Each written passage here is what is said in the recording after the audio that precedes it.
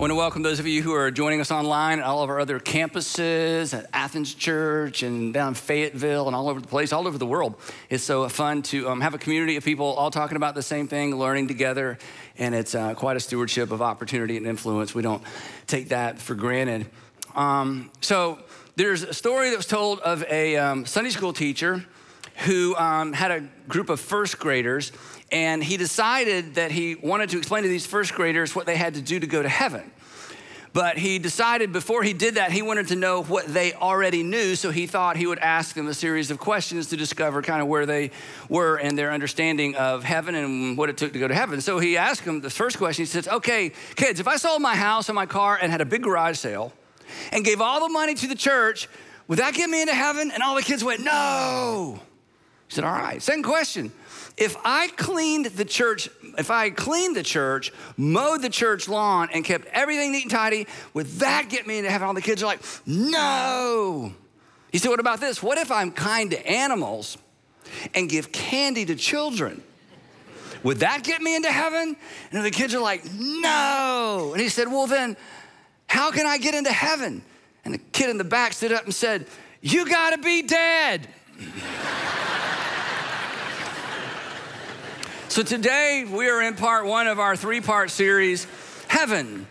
Who goes there other than just dead people? Anyway, now you know this because you're part of this statistic. Most Americans believe in heaven. Most Americans believe in some sort of afterlife, a good place, you know.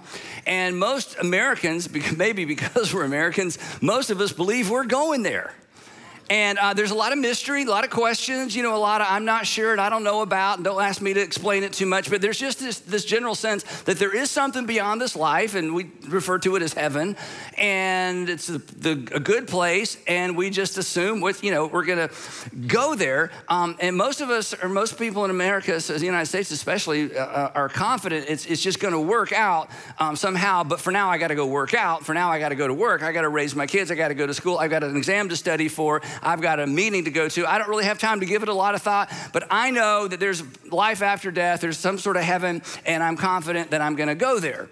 And the two assumptions that fuel this confidence that most Americans have, the two assumptions are these, that good people go to heaven, and the second assumption is, I'm a good person.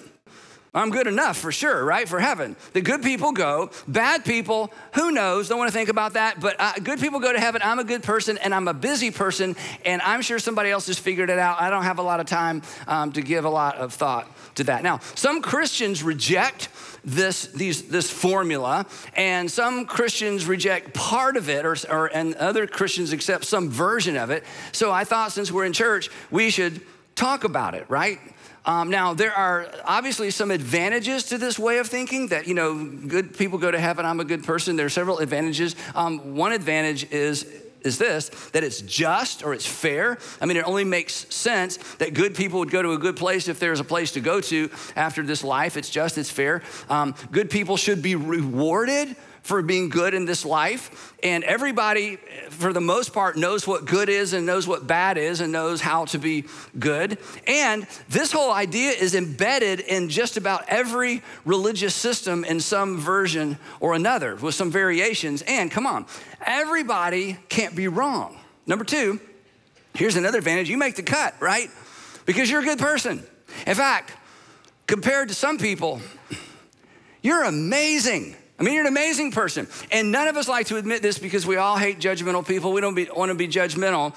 But, you know, in your quiet moments, in your imaginary conversations with yourself, you know you're better than, and you know you're better than, and you know you're better than.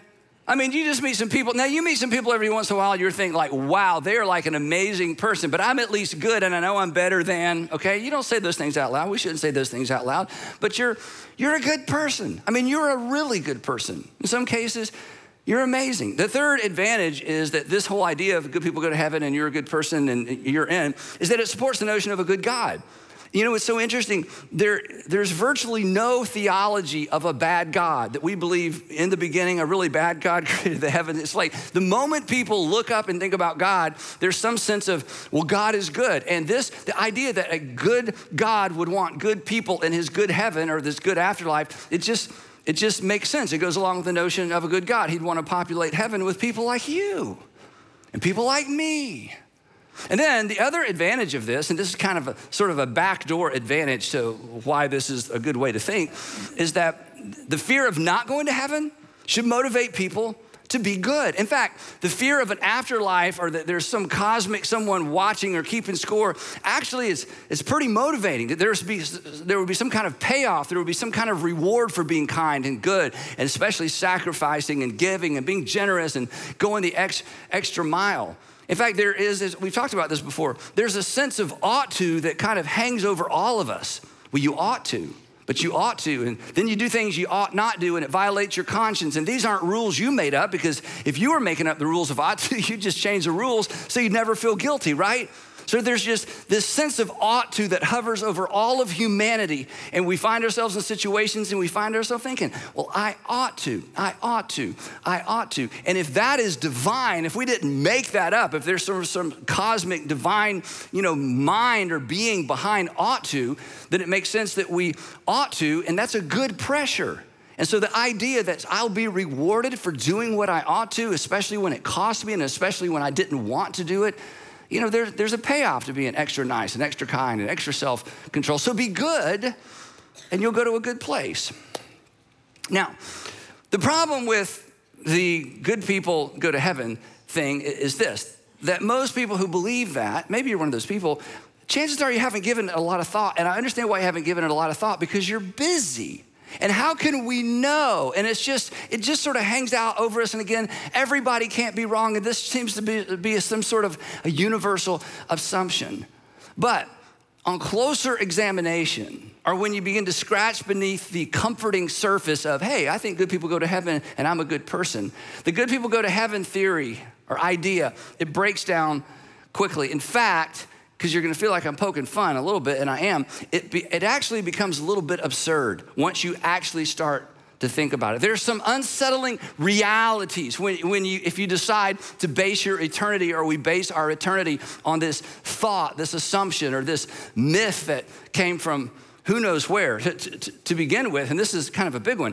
The human race has no indisputable, agreed upon, divinely revealed standard. So if there's a God that's gonna let us into heaven because we're good, then God should have let us know what good is. There should be some universal, like the whole world understands this is good, this is bad, this is right, this is wrong, this is good, this is evil. But there is no multi-generational, and that's the part we forget about. It's not just a snapshot of this generation, in our year and, the modern world. There's no multi-generational, universal set of rules to measure our behavior against. And all of you know enough history to know this. I mean, isn't it true that the idea, the concept of justice and the concept of morality and the concept of good, it's been all over the map historically, right? I mean, what was self-evidently good 500 years ago, we think is self-evidently evil now. What was considered it was self-evident that this was bad. Now, in the modern times, we think, no, that's not bad, that's good. So how do we know? I mean, a couple of illustrations, and I think these are I think these are kind of show-stopping illustrations. You may not identify with this, but based on the current ethic of how women should be treated in the modern world, I mean, the whole idea that men and women are equal, I mean, that seems like duh to us, because we were raised in a generation and raised in a place where men and women, they have equality, and the dignity, there's dignity to both. And, we wouldn't even question that. That is self-evident to us. But if that's good, if our view of the dignity of women is good, that means before the 20th century, maybe only a dozen men went to heaven. Yeah, think about that. In other words, because we can't bear the thought that a woman would be degraded or dismissed or be disenfranchised from something just because she's a woman. That's like, are you kidding? But not too long ago, that was the assumption. It was self-evident that men were just a better species than women. And in some parts of the world, that's still an assumption. That's just still self-evident. Well, I think that's a huge bad thing. I think that's horribly wrong. So how could a good God possibly let a bunch of men into heaven heaven who lived their whole life thinking that. So again, I just don't think there'd be many men, earlier than the 19th century that made it to heaven.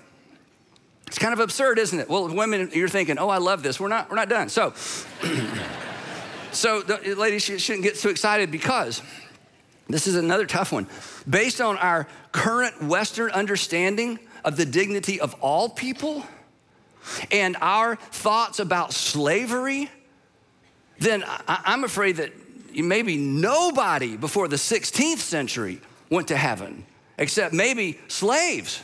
Because all over the world, it was self-evident. I mean, it was just a duh. It was just an assumption. Some people were born to own and to rule. Other people were born to be owned and to be ruled over. I'm not talking about slavery in the United States. I'm talking about all over the world. In every single culture, there were slaves. People were owned. Well, we think, goodness, what could be, pardon my grammar, what could be badder than that? I mean, you've done some bad things, but I mean, what could possibly be worse than treating a human being as if they're a possession or treating a human being worse than you treat your cattle? I would just think anybody that did any of that or who even acknowledged that that's an okay thing or a good thing or, I'm not rich enough to have slaves, but I hope one day I'm rich enough to have my own slaves. Anybody who thought that way or supported that way of thinking, I mean, that's so horrible. None of those people should go to heaven, should they? But if that's the case, before the 16th century, wow, who made it to heaven? My point is simply this, that good, isn't it true? Good's a moving target. It's a moving target culturally. It's a moving target generationally. It's a moving target nationally. And if we're real honest, it's a moving target personally. Because there are things that bother you now that didn't bother you in an earlier time of your life, in your life. There are things that bother you in this season of life that you consider bad, that once upon a time, not only did they not bother you, you just thought they were good. So how do we know what good is?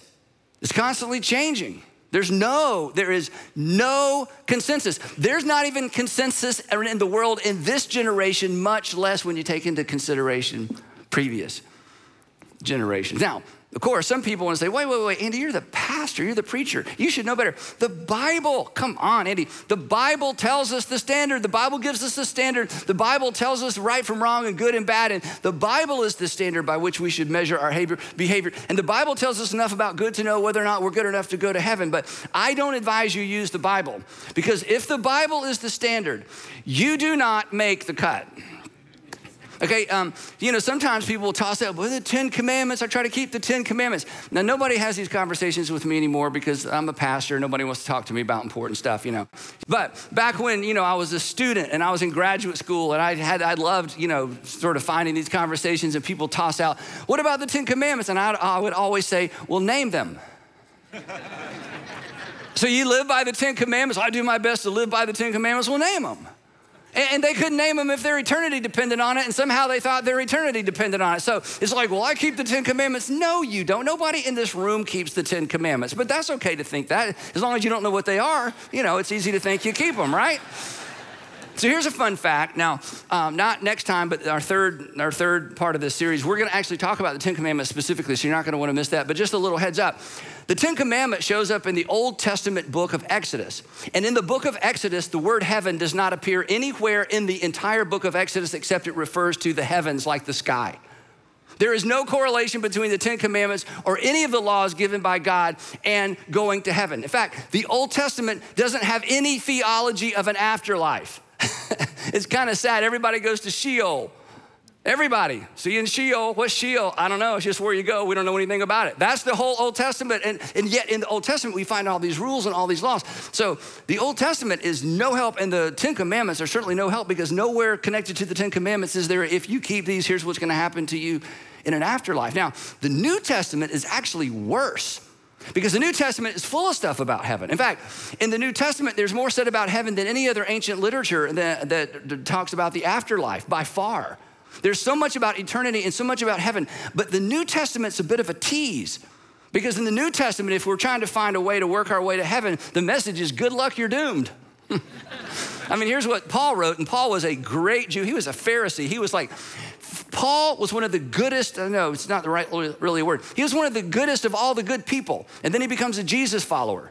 And when he understands the message of Jesus, and when he kind of gets a fuller picture of eternity, here's what he wrote. He said, there's no one righteous, not even one. There's no one good, not even one. He says, now if you're not sure what I'm talking about, let me tease it out for you. Therefore, no one, that would be all of us ones, no one will be declared righteous in God's sight by being good, by the works of the law.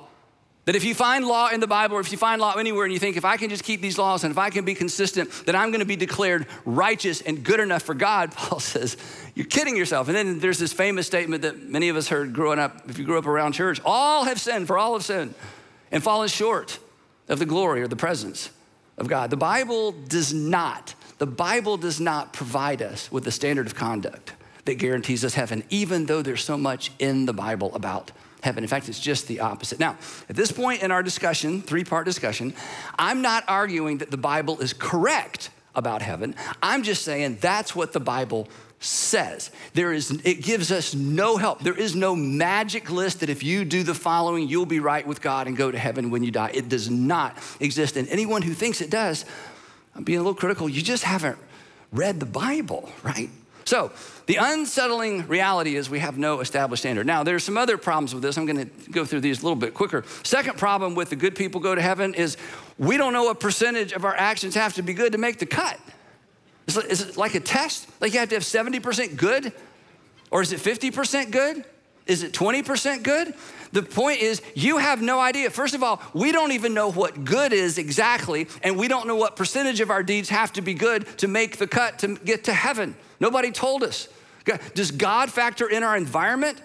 I don't know if that's a good thing or not, because I grew up in an environment where I am I'm so accountable. Like I mentioned before, I'm a preacher's kid. I know all the chapters and verse. I mean, I knew about sin before I even knew what the sin was. It's like, thou shalt not, what is that? You'll find out, son. Just memorize that. Don't do it, when you figure it out. So I'm so accountable, but my environment. But other people grew up in an environment where there was no teaching necessarily about right or wrong or morality. So does God take our environment into account? Well, we know what we would say. Well, I would if I were God. Yeah, me too. But you're not God, and I'm not God. And God never told us, does he take environment into account? And here's one.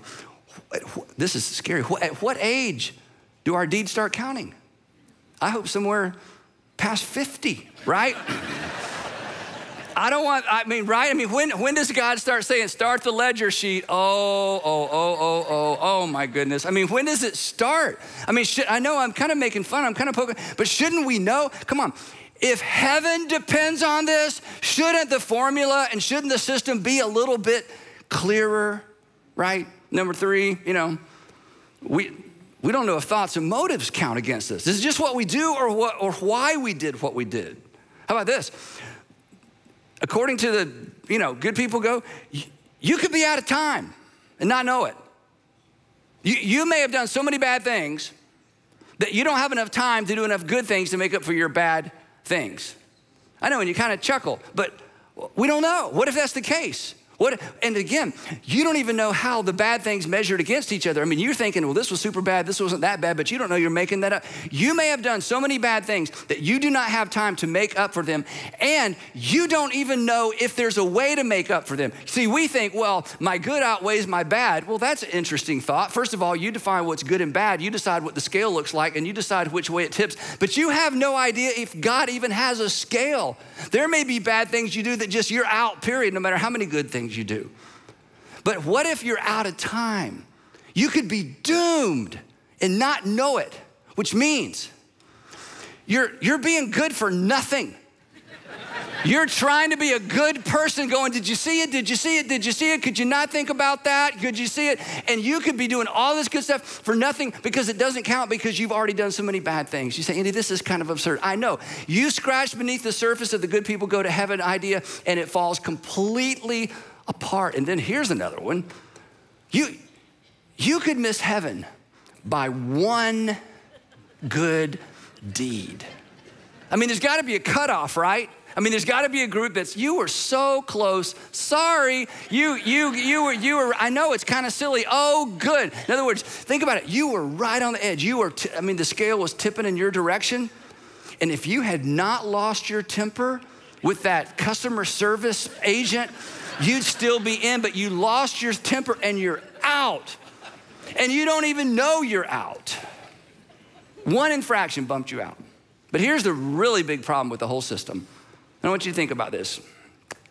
If good people go to heaven, if there's some cosmic scale, if that's how it really works, if good people go to heaven, but God never took the time to explain to us what good is and how it works, and if it's a percentage, do motives count? If all of that is a complete mystery and our eternity depends on it, well then God is not good. I mean, what do you call a teacher? What do you call a teacher who doesn't give you any notes or any reading assignments, just a final exam, and never post the date of the final exam? You don't call that a good teacher. What do you call a boss who is going to give you a performance review, but never gave you a job description or an explanation of what your boss expects? What do you call that? You might call that your boss. I hope not. But you don't say that's a good boss. Or what about this? What about a road race? Like, a race that you run in. What about a road race where the race officials don't post signs marking out the path of the race? They don't even publicize the distance that you have to run. And they establish the finish line after the race has already begun. That's not good. That's not fair. And that's not just. But if good people go to heaven, that's the situation. That's the situation. If good people go to heaven, then God is not good by the way we measure good. God is not just by the way we measure justice, and God is not fair by the way we measure fairness. And our understanding of goodness, justice, and fairness is the system we're operating off of, trying to earn our way to heaven. What if God has a very different view of goodness and justice and fairness? And what if he refused or failed to reveal that? Now, that's what some people believe. But the point is simply this. Scratch beneath the surface. Examine this whole view carefully, and it becomes absurd. It falls apart. It breaks down. We're supposed to be good, so we can go be with a good God who never defined the terms, who failed to tell us how good is good enough. Because if God is good the way we understand good, he should show up. He should show up every generation or so and give us the updated version of good, because so much has changed. He needs to tell us what's expected. There needs to be good enough 2022.0, right? Because come on, with technology, good has changed. I mean, there are whole categories of crimes that didn't exist 100 years ago or 500 years ago. I mean, the world is a different place. So God would need to show up every generation or so and say, let me update the rules. I mean, it's a whole different world. Now you're traveling all over the world. He should, if God really cared and if there was a way to work our way to heaven, then we would need an update year after, almost, generation after generation, or maybe even more than that. So this is really important. It's really important because how do we sleep at night? What do we say at funerals? I mean, when you do what I do, you're a little bit in the funeral business. I've done hundreds, I guess, of funerals, all kinds of funerals. What do you say at funerals? Joe was a really good man. He was good enough for us. I hope he was good enough for heaven. Let's pray to the God who left us all spinning in the wind and wondering where we stand in terms of eternity. What do we tell our children? What are we supposed to tell our children? I sort of looked around to find out, what do people tell their children? I ran across this article by psychoanalyst and author Erica Komisar. I'd never heard of her before, but I read this fascinating article, and here's what she wrote. She said, I'm often asked by parents, how do I talk to my child about death if I don't believe in God or heaven, which she doesn't? And my answer is always the same, she says, lie. Lie. Why lie? She says, because the idea that you simply die and turn to dust may work for some adults, not many adults, by the way. May work for some adults, but it doesn't help children. Ready for this? Belief in heaven helps them grapple with the tremendous and incomprehensible loss. So we lie? We just make stuff up? Just wishful thinking? And when we mourn, we don't mourn with hope, we mourn with, I don't know. Now, as you know, because you're smart people, super smart people, all of you are smart people. Only smart people tune in and watch and are part of our church. So you're thinking, I know, you're having arguments with me in your head. There are options to the good people go to heaven theory, right? Here's one, there's the God decides view. It's kind of God wills it. God just chooses. You're in, you're out. You're in, you're out. God just decides. And who are you to argue with God? It's like, well, I'd like to at least have a conversation. My eternity depends on it. How about my children? What do you mean I can't argue with God, talk to God? Nope. God just wills it. He chooses who he wills and he dooms who he wants to doom. And, that's the end of that. And then there's this view. These are my words. This isn't like an official view, but this is what I call it. There's the you wouldn't recognize good if it bit you view. That is that you are so depraved, that we're so depraved that we are deprived of the ability to even recognize good or know good from evil. So there's no point in God telling us the good that we have to do because we're too depraved and deprived to even recognize the good and we don't have the power to do it. Now some of you know, and I know you don't like this, but some of you know, I like cliffhanger endings to sermons. You hate them, but I love them. I like to just kind of leave it there and, just walk away. And so I thought about closing the sermon right here at this point. So you would hate that, right? I would. And here's how I was going to conclude it. So what do we do? Don't miss part 2. And try not to get dead in the meantime. And then just pray and send you to lunch or dinner or wherever you're going, right? But that's not a very fond farewell. So here's how I'd like to end today as we think about where we're going the next time we gather and talk about this. And hear me, for the moment, don't hear me saying what I'm saying because it's necessarily true. Just hear me saying what I'm about to say because this is what was said. According to Jesus, good people don't go to heaven. According to Jesus, it's the very opposite of what most people who believe there's a heaven actually think and believe.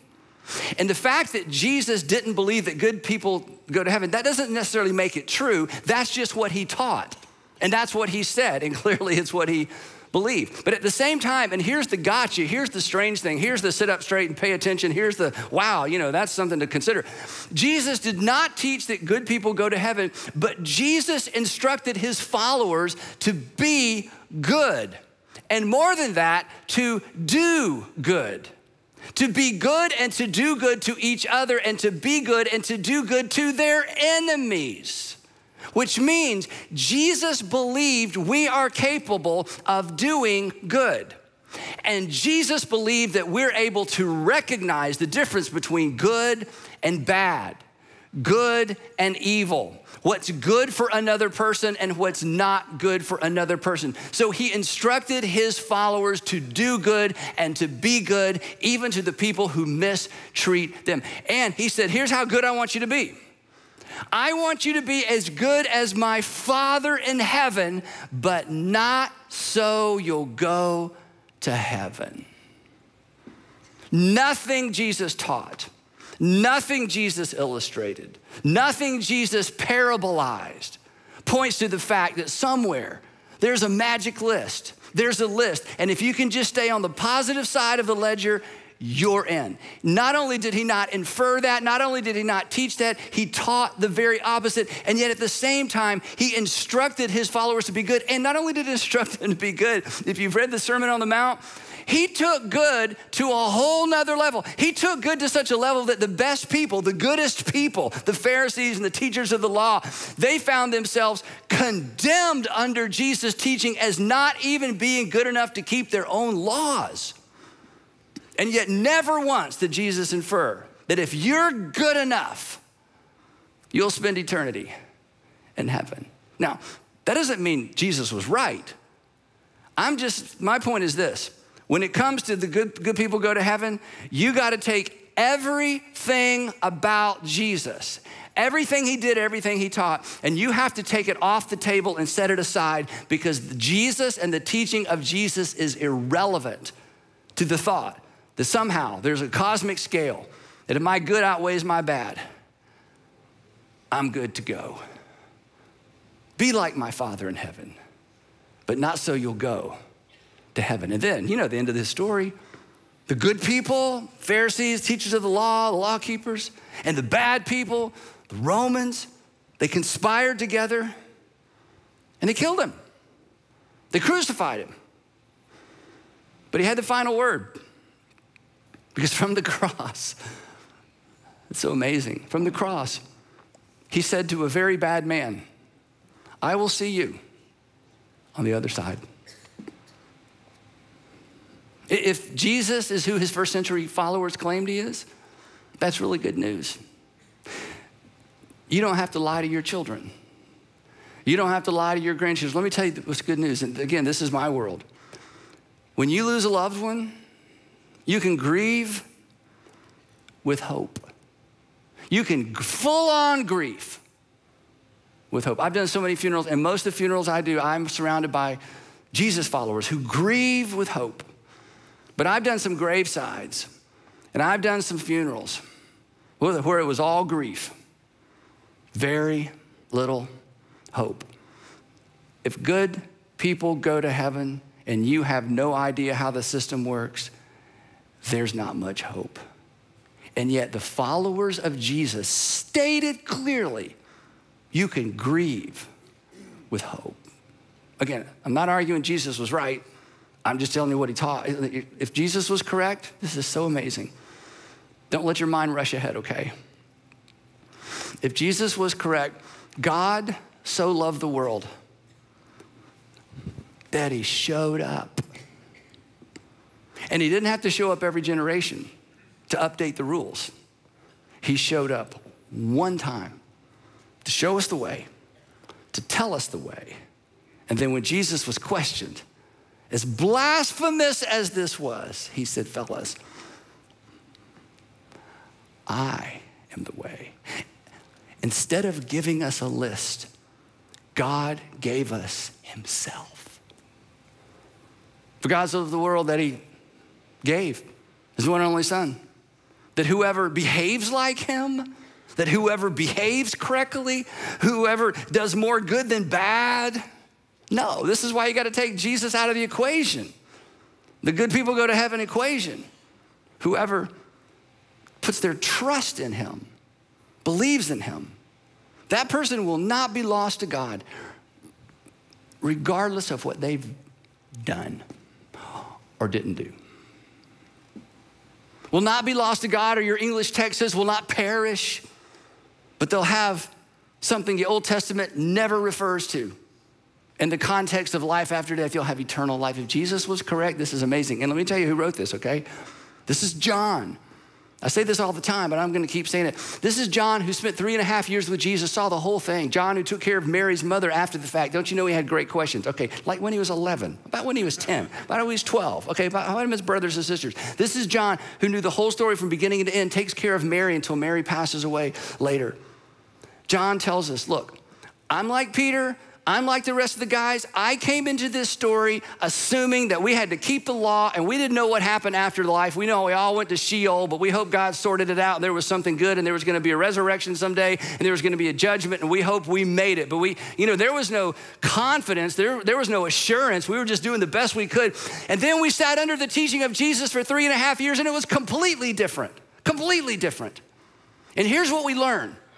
If Jesus is correct, God is not trying to catch us doing wrong to condemn us. He says, for God did not send Jesus into the world to catch people doing wrong and to condemn people for doing wrong or to condemn the world, but to save the world. And John would tell us, and here's how he's gonna do it. Not by updating a list every generation. He's gonna do it through him. That he only needed to come one time, because he didn't give us a to-do list. He gave us a who and invited all of us to place our trust in him. And that all of our evil and bad, unintentional deeds, regardless of motive and upbringing and context and everything else, that would be paid for and wiped away. So that we could mourn with assurance, that we wouldn't have to lie to our kids, and so that you can lay in bed at night and stare at the ceiling and know that things are good between you and God, and it has nothing to do with what you did. So what do we do? Don't miss part 2 of heaven. Who goes there? Heavenly Father, thank you. Thank you, thank you, thank you. Father, for the person today that it clicked, it's like, I just never understood it. That's not good preaching, that's not good music. That's a good God who just enlightens our hearts sometimes in a moment that takes us by surprise. I pray that you would give that person the wisdom to embrace that truth and hang on for dear life for the rest of their life. Thank you for sending your son into the world, not to condemn the world, but that the world, the whole world, through you, might be saved. Give us eyes to see, give us ears to hear. I pray that the lyrics of this next song would just wrap themselves around what we just heard in the words of John and bring new life, new encouragement, new meaning. In Jesus' name, amen.